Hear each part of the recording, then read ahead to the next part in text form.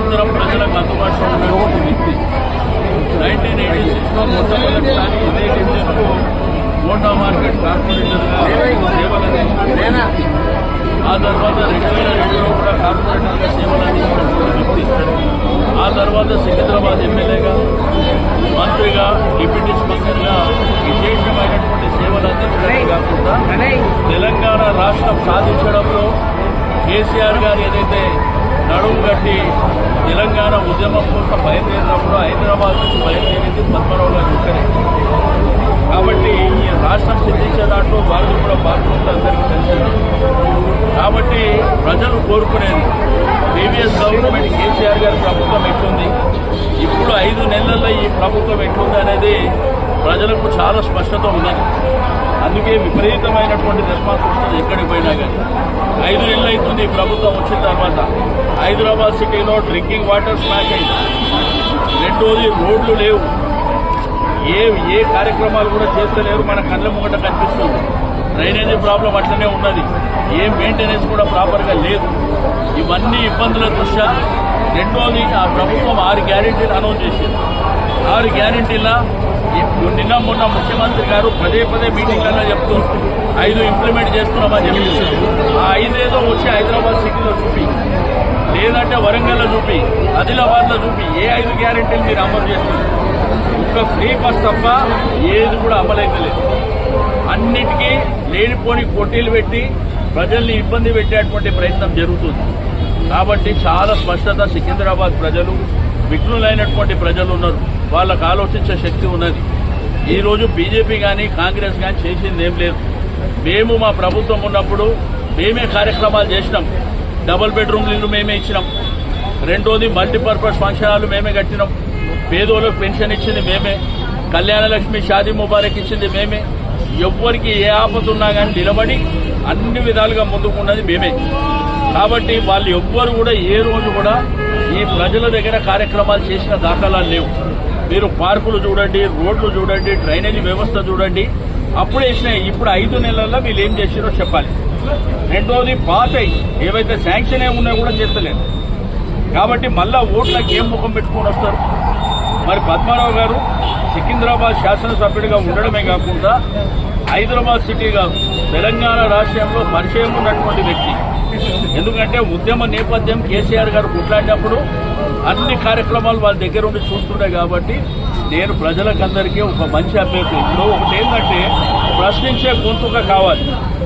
ఎందుకంటే వీళ్ళు చేయకపోతే వీళ్ళ మెడలు వంచి ప్రశ్నించేటువంటి గొంతుగా ఒక్క సీటు కూడా మీరు ఇవ్వలేదు. కాబట్టి దాని ఫలితాలు మీరు అనుభవిస్తారు, రేపు డెఫినెట్గా అనుభవిస్తారు, చూస్తారు. అంతేగాని ఇంకోసారి నేను ముఖ్యమంత్రి గారికి రిక్వెస్ట్ చేస్తున్నా, పద్మారావు గారు ఏదో బలి పశువుని చేసిండ్రు. పద్మారావు ఏమో అనామకుడు కాదు. పద్మారావుకు ఒక విలువగా ఒక బ్రాండ్ ఉంది వారికి. కాబట్టి రేపు చూస్తారు కదా ఎలక్షన్లో మీరు అన్నటువంటి వ్యక్తులు ఏమవుతుంది, రేపు ఎలక్షన్లో ఏం జరుగుతుందో మీరు చూస్తారు. మీరు పద్మారావు గారికి ఒక క్వశ్చన్, 23 సంవత్సరాల సిఆర్ఎస్ చరిత్రలో హైదరాబాద్లో ఎంపీ సీట్ ఎప్పుడు గెలవలేదు. మీరు ఇప్పుడు 23 సంవత్సరాల సిఆర్ఎస్ చరిత్రలో ఎప్పుడు కూడా సికింద్రాబాద్ సీట్ మీరు గెలవలేదు, అధికారంలో ఉన్నప్పుడు కూడా గెలవలేదు. ఏ ఎజెండాతో ప్రజల దగ్గరికి వెళ్ళి మీరు విజయం సాధిస్తారని అనుకుంటున్నారు? ప్రజలకు ఏంటంటే మా సేవలు అవసరం, మేము విశేషమైనటువంటి సేవలు అందించినాం. గెలిచింది కదా, కాబట్టి గెలుపు ఓటమి అనేది అల్టిమేట్గా ప్రజలు డిసైడ్ చేస్తారు. సికింద్రాబాద్లో చరిత్ర తిరగరాయబోతున్నాం. మేము చూస్తారు, మీరే ఉన్నారు, మేమున్నాం, అందరూ ఉన్నారు.